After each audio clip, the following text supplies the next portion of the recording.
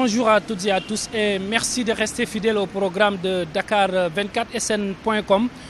gërëm leen sant leen am mbégte bu baax a baax retrouver waat leen ci numéro bu yees bu entretien bu Dakar 24 bi. alors pour votre information ñi nga xam ne ñu ngi ñuy seetaan te xamuñ endroit bi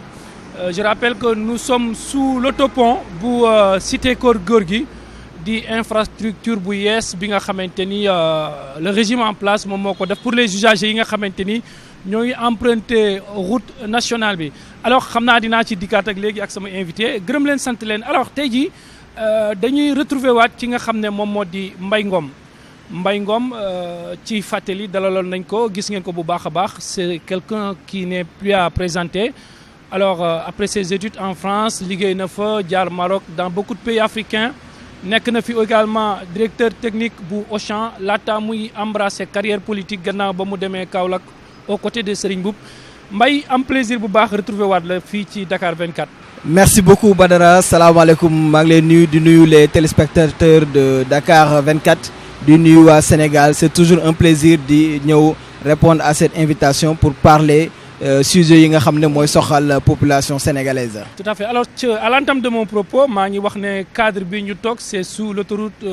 pont bi nga xam ne moo nekk cité Keur Gorgui. alors des infrastructures yoo xam ne régime bi nekk en place mu ngi koy defar pour les usagers en tant que usager de la route nan nga gisee infrastructure yi pour décongestionner un peu Ndakaaru ak li nga xam ne moo di embouteillage. vision bi ma ci am c'est vision de un citoyen d'abord avant d'être d'avoir la vision d'un expert dans le domaine du génie civil xam nga infrastructure yu mel nii suñ koy defar day metti ci population bi je pense que ñëpp dañ koy sentir. pont yi autopont yi bi ñu koy defar métti woon na trop maintenant dañuy wax ni dëkk suy développer pour mu développer il faut que dëkk bi di yëngatu il faut que ça soit mobile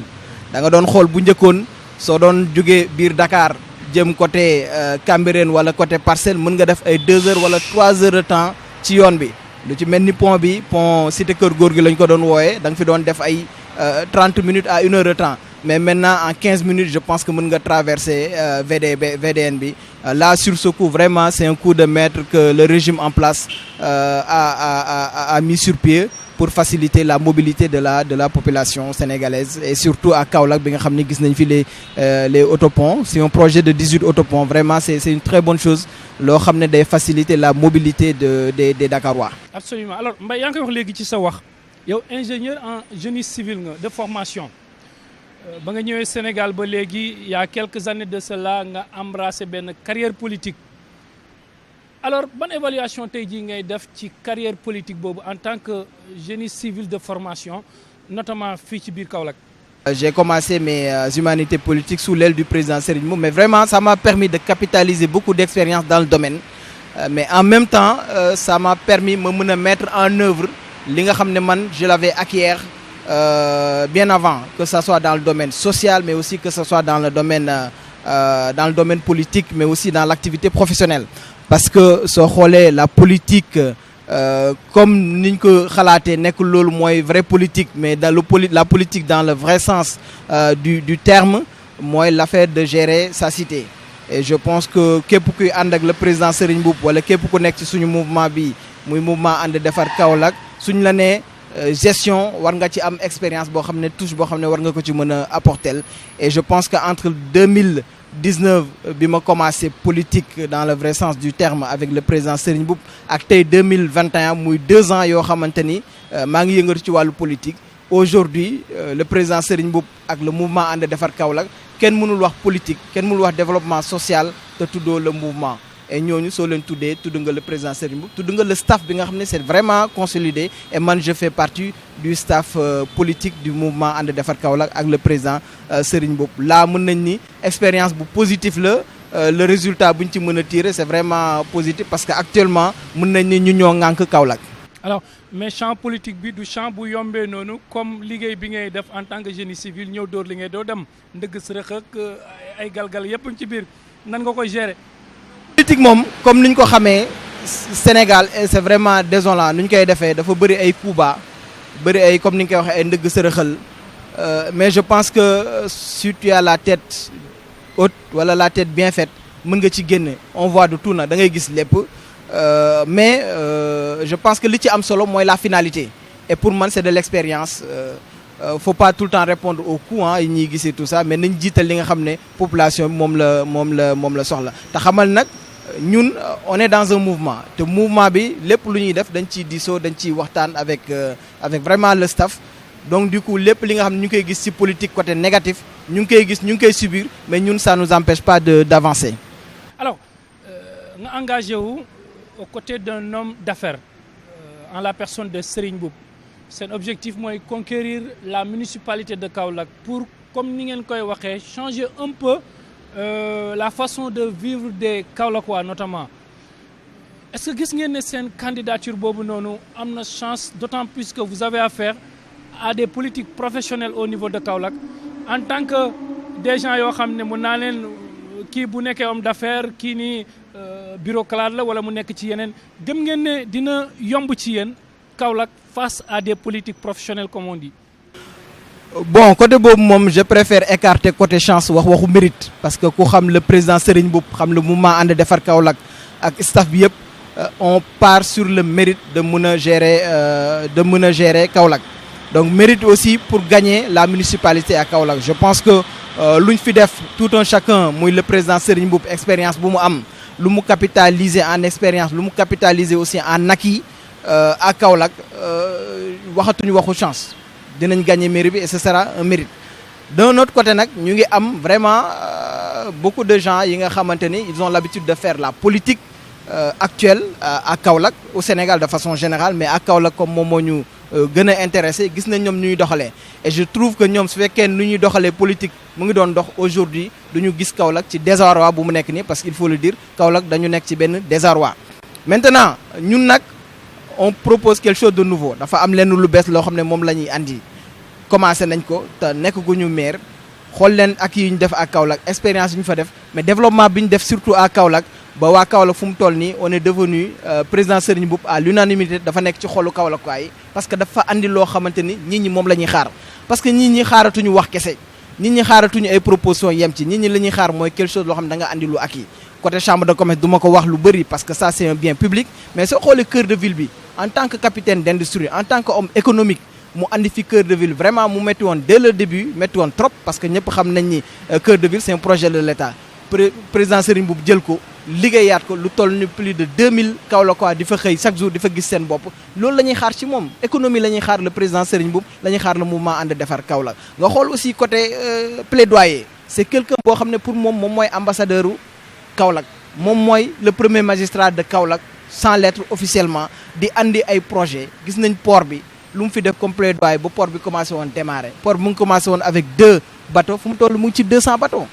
nga xool usine Domitextile de Kaolack boo xam ne tëjoon na depuis plus de 20 ans le président Serigne Mboup jëlaat ko mu ngi doxaat actuellement il y a plus de 200 personnes yu fay liggéey nga xool aussi lépp nga xam ne action sociale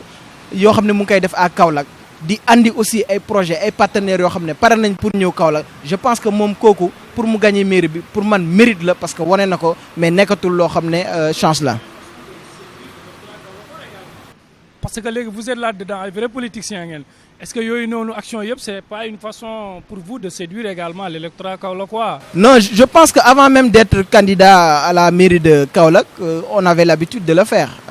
ñun suñu candidature ça date de 2 ans alors que ñu ngi exceller à Kaolack depuis 10 ans donc pendant 8 ans ñu ngi doon def la même chose cœur de ville depuis 2014 lañ ko commencé on ne pensait même pas à nekk candidat à la mairie de Kaolack chambre de commerce président Serigne Mboup mu ngi ko yor depuis 2010 donc ça fait 10 ans bientôt 11 ans l'usine Domitextile tamit pareil action yi muy def au niveau des cités religieuses au niveau aussi éducation bi au niveau de la santé loolu mu ngi koy def vraiment depuis 10 ans donc nekkul aujourd'hui la ko commencé mais quand même su fekkee yaa ngi koy def mu doon sa capital boo xam ne da nga ko am soo demee ba nga xam da ngay laaj mairie yi mën nga wax population bi ñun lii lañ fi def suñu jëlee mairie bi lii ak lu raw lii la ñu bëgg a def. Alors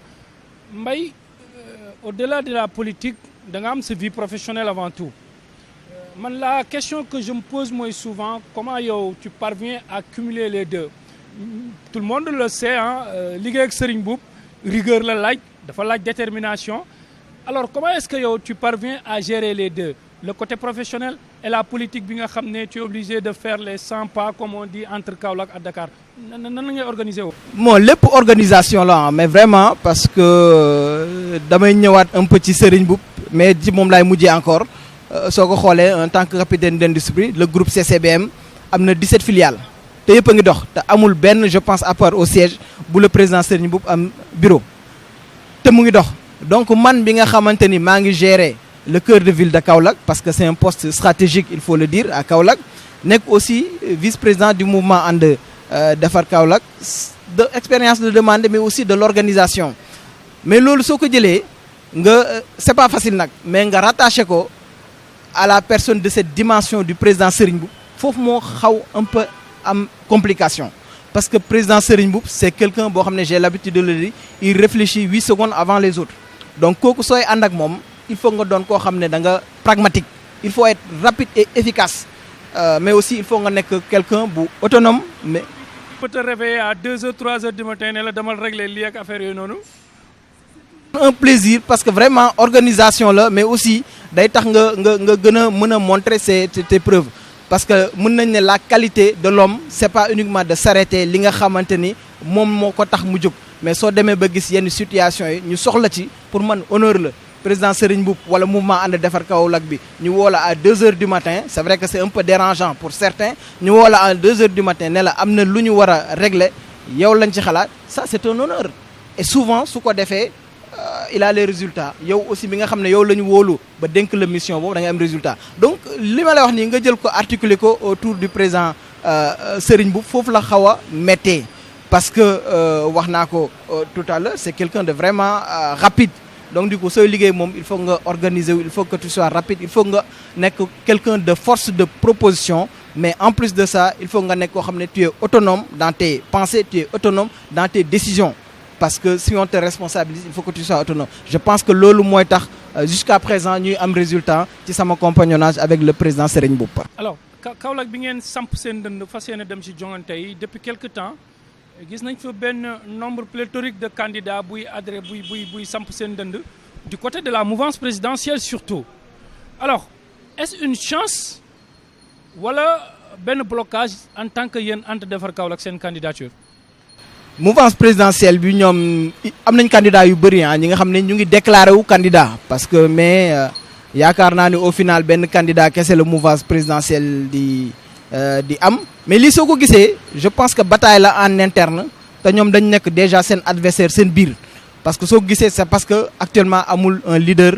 incontesté wala un leader qui fait l'unanimité au sein de la mouvance présidentielle loolu nag mën naa ne chance la pour képp ki nga xam ne yaa ngi bëgg a briguer la mairie de Kaolack ñun de notre côté je pense que quel que soit le candidat au niveau de la mouvance présidentielle ñun nous avons confiance que nous allons gagner la mairie de Kaolack mais aussi quel que soit aussi le candidat yu nekk à l'opposition mais aussi yu ñëw en individuel c'est on a confiance en nous on sait que on peut rencontrer mais vraiment à tête haute la mairie de Kaolack maintenant le nombre pléthore c'est parce que il y a le manque d'organisation au sein de la mouvance présidentielle et ñoom pour man li ñuy def ni ça n'arrange même pas le président de la République qui a quand même un programme alléchant pour le Sénégal mais ça n'arrange pas seen projet yu ñu am au niveau de la cité au niveau de Kaolack. ni ngeen di waxee ni toujours confiance en bandoulière la ñuy gis yéen mais au-delà de ça ban axe programmatique ngeen sukkandiku pour mën a avancer yenn propos yi ngeen wax souvent avec une telle confiance à Kaolack. waaw le programme du mouvement ànd defar Kaolack est au carrefour du développement économique et social mais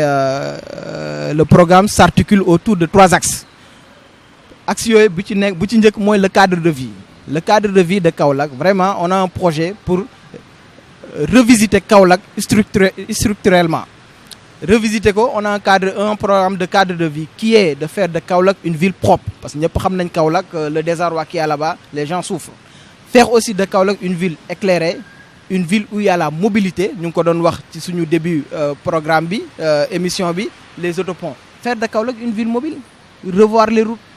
faire un plaidoyer revoir les routes revoir aussi les moyens de déplacement faire de Kaolack une ville où il fait bon à vivre et une ville sécurisée. Donc ça, c'est le premier point, le cadre de vie. Mais aussi développer le potentiel humain. parce que soo xoolee Kaolack ñun ce qu'on veut faire c'est développer la santé, développer aussi le savoir, mais aussi développer les sites religieux. Donc ça c'est développer vraiment le potentiel humain parce que amoon na fi ay temps. Et le dernier point autour duquel s'articule le programme du mouvement And Defar Kaolack, c'est l'économie. Foofu la ñuy gën a xaaree le président Serigne Mboup assurer la prospérité économique de Kaolack, mais aussi des Kaolackois. Kaolackois am xëy. On a des partenaires là-dessus. Développer le partenariat, mais aussi développer le tourisme religieux. Donc le programme du mouvement And Defar Kaolack, je pense que dinañ am beneen jour occasion boo xam ne on va rentrer sur chaque sous-thème parce que ça dépasse plus de 20 yoo xam ne étudier nañ ko. Am nañ partenaires yoo xam ne pare nañ pour accompagner ñu ci. Am nañ expérience, am nañ feuille de route, on est déjà tracé. Donc parce que pour dem ci mairie doo xaar ba à 4 mois des élections pour ngay xalaat nan ngay liggéeyee wala nga ne xaaral ma commencer campagne ñun suñu campagne def nañ ko ba pare nañ ci fu mu toll ni ñun lu ñuy xalaat mooy nan la ñuy gérer la mairie bu ñu demee ba acquérir la mairie de Kaolack. C'est vrai que touché nga une partie ci sama question bi ma la war a poser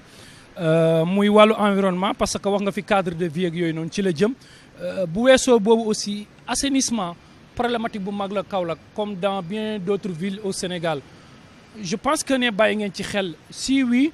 une solution boo xam ne tey jii moom ngeen proposé pour daal di éradiquer définitivement problématique boobu boo xamante ni ça hante quand même le sommeil des Kaolackois. waaw wax naa fi léegi revisiter Kaolack structurellement mais je pense que defar assainissement Kaolack mais wala revoir l'environnement de. Programme bu état bi def sur les 10 villes Kaolack ci la bokk actuellement ñu ngi ci mais doyul ndax gis nañ inondation yi nga xam ne am na fa récemment ak hivernage bi. waaw c'est une bonne chose que l'État pense à Kaolack de temps en temps di am ay programme ci def avec Promoville mais aussi yeneen projets yi mais doyul mais ñun lu ñu bëgg a proposer mooy vraiment l'assainissement proprement dit soo xoolee Kaolack dafa am li nga xam ne yàlla daf ñu ko may. muy la position géographique Kaolack ku nekk fan lay jaar mais aussi mu may ñu site boo xamante ni dafa neex a defar et heureusement aussi ñi def le plan directeur urbanistique de Kaolack ils ont bien pensé les routes soo xoolee Kaolack soo ko parcourir à vol d'oiseau da ngay gis les routes sont bien tracées yoon yi dafa yaatu mbedd yi dafa yaatu donc li ci des mooy faire un drainage naturel c'est vrai que ñu ngi def ay caniveaux ñu ngi def ay bassins et tout mais je pense que la vraie solution loolu ci la bokk mais la vraie solution mooy ñu réfléchir stratégiquement nan la ñuy utiliser faiblesse bi nga xam ne inondation da koy am Kaolack mu ñëw doon force maanaam ñu def un drainage naturel wax naa ko très récemment ci benn plateau de télé seen confrère ñun on a l'habitude de gis fu problème am ñu ne xaar ñu déplacer problème doo ko déplacer problème da nga koy fekk fu mu am nga solutionner ko foofu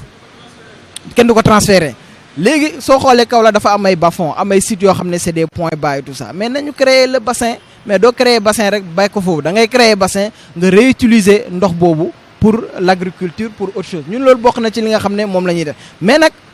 niñ ko bëggee defee nii à Kaolack di def ay caniveaux ça demande beaucoup de moyens ñëw di faire des coulages sur place c'est des projets yoo xam ne ça va prendre 2 à 3 ans la preuve bi ñu commencé le bassin ak léegi ba tey ñu ngi liggéey en pleine nawet ñuy liggéey c'est parce que système bi ñu koy defee coulage ça c'est un système archaïque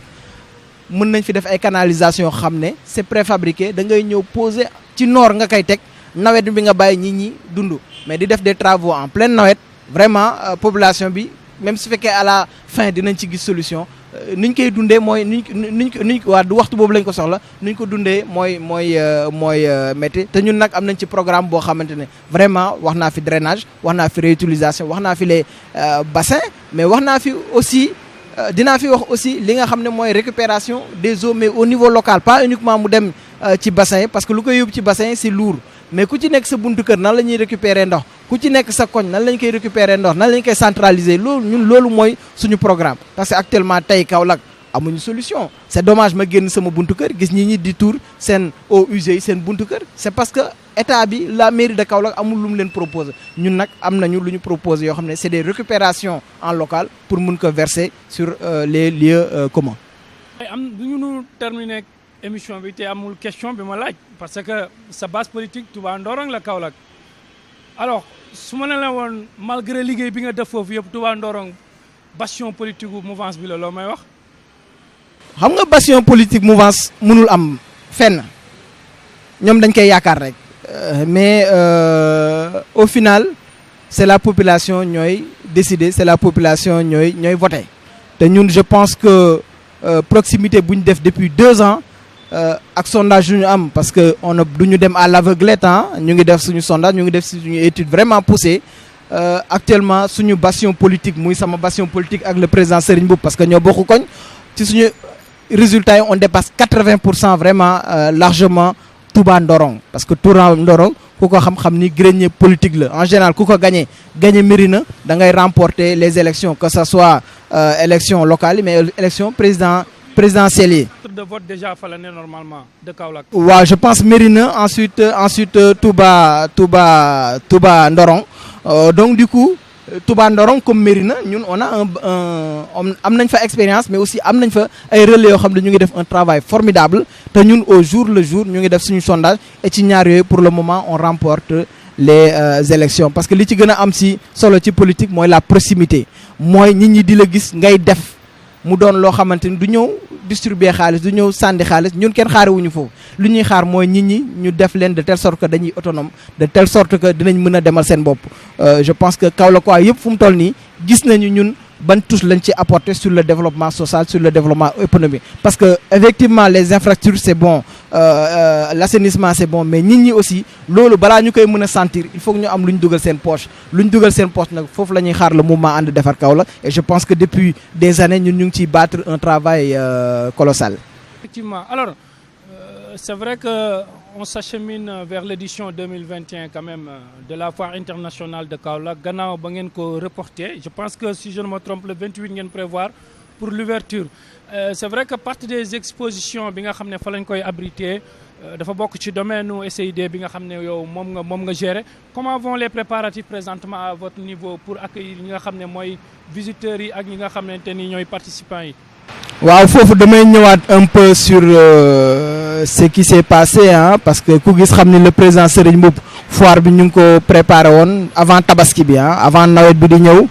mais vraiment fa ngay xamee ni ñun le mouvement ànd defar Kaolack ak suñu leader le président Serigne Mboup dañuy xalaat li nga xam ne mooy njëriñ askan bi biñ demee ba xamante ni ñun mën nañu amal njëriñ mën nañ ci gañ xaalis mais dafa doon loo xam ne dafa naroon lor les commerçants kaolackois biñ ci waxtaanee vraiment ñoom ñu ñëw ñu waxtaan ñu dis ñu seen soxla ñun dañu bàyyi li nga xam ne dépensé nañ ko ci xaalis bu bëri on a préféré bàyyi ko ci suuf pour population kaolackois gis ci seen bopp ñëpp kontaan lu ci. beneen bi tamit ku gis foire bi xam ni foire bi c'est le 28 octobre la war a commencer ñu war ko def ci biir cœur de ville doon na site boo xam ne mais vraiment structure bi c'est déjà prêt préparé woon nañ avant tabaski bi pour def ko fu mu toll nii on est en train comme ci nawet la nekk. On est juste en train de defaat nettoyage yeeg testé waat électricité testé waat mais le site est déjà prêt et je pense côté aussi chambre de commerce ñoom ñu ngi def seen plaidoyer pour les partenaires yu war a ñëw mais aussi la clientèle bu war a ñëw ñu ngi ciy battre ñoom aussi seen campagne de communication man nag li ma ci boole mooy man maay abriter la foire de Kaolack parce que ñëpp xam nañ ni mu ngi nekk ci biir cœur de ville de Kaolack dont je suis le directeur général et donc comme on est en partenariat ñun côté infrastructure bi moom vraiment suñu équipe technique ñu ngi ciy liggéey au jour le jour et pare nañ le remercier di remercier aussi les téléspectateurs de Dakar 24 bi nga xam ne ñu ngi suivre émission bi aussi di remercier aussi seen équipe technique bi vraiment di leen féliciter de travail bi ngeen am habitude de faire bi nga xam ne ça fait partie de la communication pour leeral yenn mbir yi parce que population bi je pense que soxla nañ ko. voilà di ko remercier bu baax a baax ñu doon recevoir ci numéro bu yeesu entretien bi Mbaye Ngom je rappelle que ni ingénieur en génie civil de formation moom moo jiite SID bi nga xam ne moom moo nekk Kaolack ëmb cœur de ville ak leneen lépp li nga xam ne mu ngi ci biir moom également moo topp Serigne Mboup di numéro 2 ci mouvement bi di ànd defar Kaolack ñu engagé wu pour jël li nga xam ne mooy municipalité bu Kaolack gërëm ko sant ko ci disponibilité gërëm également techniciens yi nga xamante ni ñoom ñoo ma jàppale woon à la réalisation et la présentation de ce numéro jox leen rendez-vous beneen yoon ak beneen leader d'ici là comme ni ma koy wax l'information continue sur dakar24sn.com merci jërë ngeen jëf